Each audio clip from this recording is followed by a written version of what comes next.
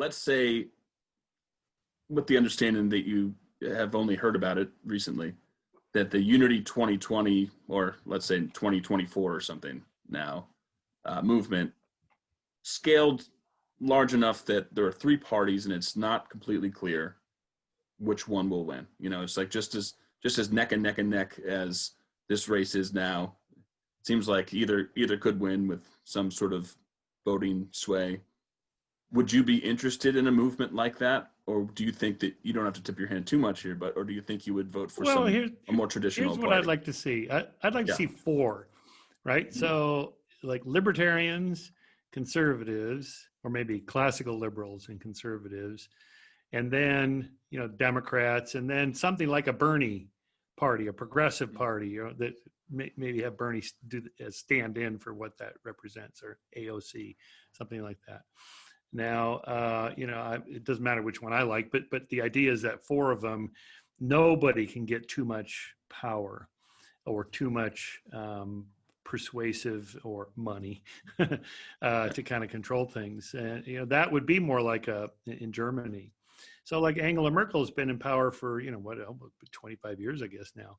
But she's always having to make compromises because they have, the Green Party and the Social Democrats and the religious party and so on. They have, lots of different parties. No one has too much power, and whoever wins has to bring into the party, into the administration, people from these different parties that represent it to make it work.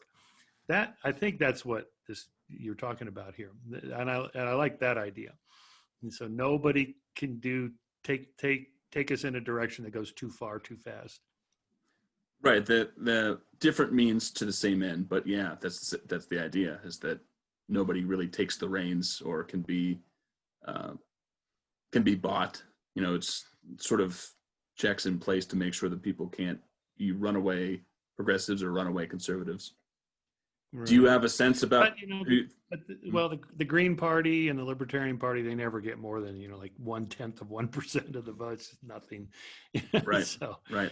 Yeah, the idea behind it would have to be like, one of the major pieces of pushback that we get is, where's the charisma?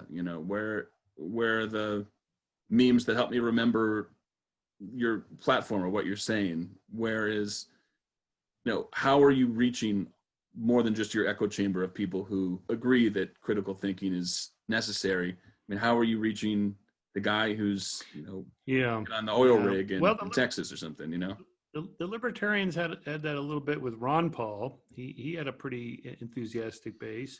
And Ralph Nader had a pretty big following with his Green Party. What was his party? I forget. Nader's Green Party, yeah. Yeah. So, but even that was like the best these other parties ever did. I think it was like 1% or something. It was just nothing. Yeah. And it's just, there's just so much money in the duopoly we have. I just have no idea how to break that. And it's not what I do. So I don't know. I mean, I was thinking about this with watching that, I forget, was it Hulu or Netflix or HBO or whatever, about Mrs. America, about Shafley opposing the Equal Rights Amendment. But they kind of showed the behind the scenes of what it takes to get the ERA passed. Again, how do you get 2/3 of the states? You got to go to every state, all 50 of them. You got to go to every county, all 50 and every 50 of the state, however many counties, or hundreds and hundreds and hundreds of counties, thousands, I guess. And you got to have all these grassroots movements, and then somebody has to keep track of like each of the leaders of each of the grassroots movements and every one of the counties and every one of the states. It's a bureaucratic nightmare to kind of coordinate them all to get the vote, to get that to that 2/3 level. And that is really, really hard to do.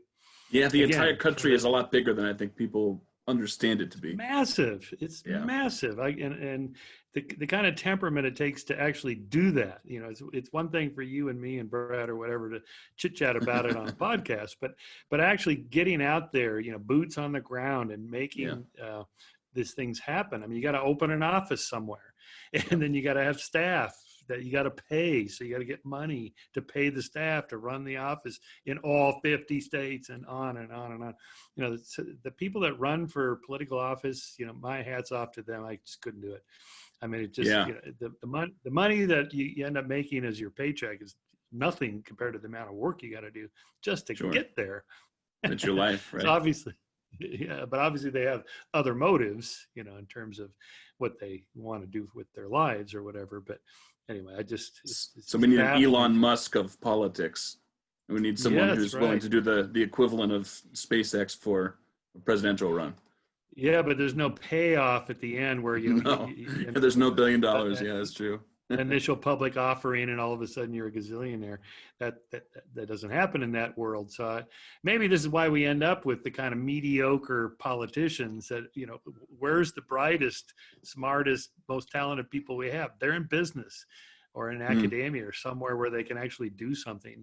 I don't know. Well, you They're know, bright where's the enough to Jeffersons know and that they can Paines take and care. Yeah, Franklin and all the geniuses that, you know, the so-called founding fathers, where are they now? Well, they're, you know, they're running companies, or they're, you know, they're doing other things. They're in entertainment or something. Who knows?